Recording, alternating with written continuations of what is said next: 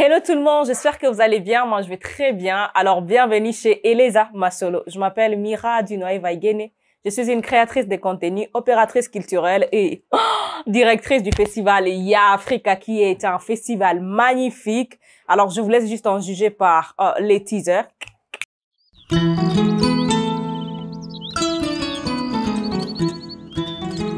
Et si on valorisait les cultures et traditions d'Afrique ? Yafrika Festival célèbre les patrimoines africains dans sa pluralité et diversité entre us et coutumes, héritage de nos ancêtres à travers les rencontres, projections, spectacles, expositions, ateliers et conférences sur des thématiques dites africaines. Du 14 au 15 octobre 2022 à l'Institut français de Kinshasa, les contes et légendes d'Afrique sont mis à l'honneur. Une initiative d'Eleza Masolo.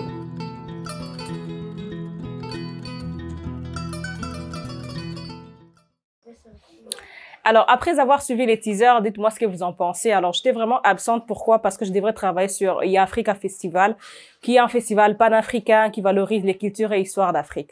Je me dis, la chaîne YouTube, c'est bien, mais faire des événements en présentiel, c'est encore mieux. C'est vraiment tellement intéressant. Et cette année, je fais plein d'activités comme ça en présentiel.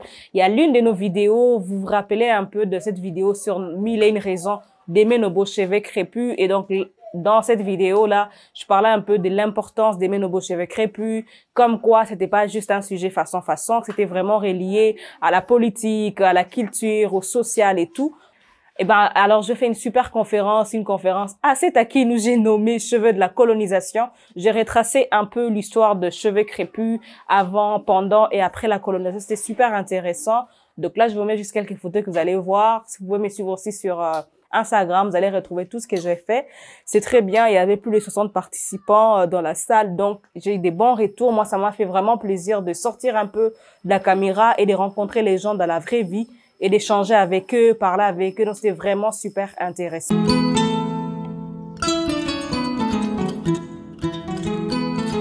Donc, alors, Ya Africa Festival, je travaille dessus depuis mars. Donc, Ya Africa Festival, vraiment, c'est...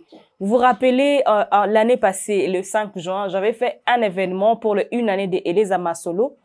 Et donc là, c'était vraiment l'occasion pour moi de parler d'Eleza Masolo. Qu'est-ce que c'était? Avoir vraiment à la fois ces retours du public par rapport aux histoires que je raconte. Donc ça va, on va s'améliorer au fur et à mesure. Et donc j'en ai fait un festival. Là, c'est la deuxième édition que j'ai organisée. C'était les 14 et les 15 octobre à l'Institut français de Kinshasa autour de contes et légendes d'Afrique. Donc, si vous n'avez pas encore suivi cette vidéo où je parle un peu de contes et légendes d'Afrique, donc c'est le moment de suivre cette vidéo-là, où j'avais fait un spectacle à l'Institut français aussi, où j'ai compté devant les gens. C'était drôle, c'est à la fois intéressant pour moi-même aussi de me découvrir devant le public. Je me suis dit, waouh, c'est intéressant de savoir que je peux raconter des histoires comme ça. Et donc, sur le contes et légendes d'Afrique, on a eu des projections des films inspiré des contes et légendes d'Afrique. On a reçu plusieurs films, un film qui s'appelle Malik, le trône d'Ankoro. On a reçu un film d'Ata Sango et la jeune fille. D'ailleurs, je vous mets les liens en bio pour aller suivre Jacobet Duantessa, qui lui, il a sa chaîne YouTube qui s'appelle Nkewa. Et là, il diffuse des contes sur sa chaîne YouTube, des contes animés. Donc, on avait projeté l'un de ses films. Et ensuite, on a projeté un film qui s'appelle Eden. Je vous mets aussi les liens pour aller sur YouTube avec des animation schools qui sont en Afrique du Sud. Donc, il faut savoir que chez Africa Festival, c'était vraiment très intéressant.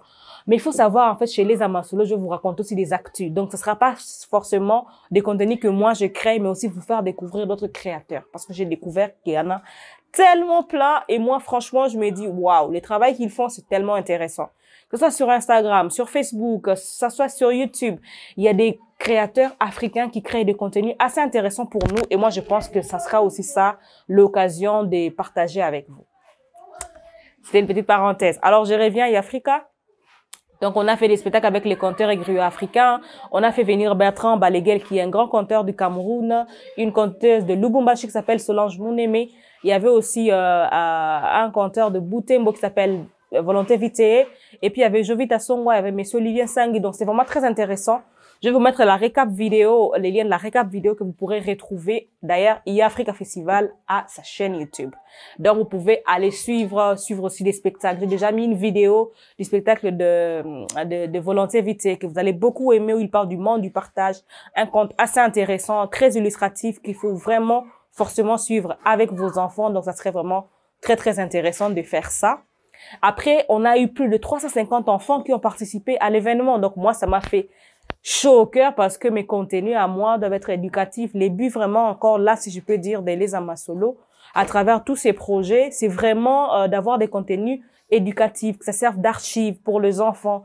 Je me dis en 2080, bon, je sais pas, je fais trop une fixette sur 2080, mais en 2080, ça serait cool d'avoir des enfants, notre vieux, peut-être morts, mais qui vont voir ces contenus, qui vont dire, ah ouais, mais ça permet de nous de savoir un peu quels sont les événements qui étaient tendance, pourquoi la culture était importante pour cette vieille femme Mira.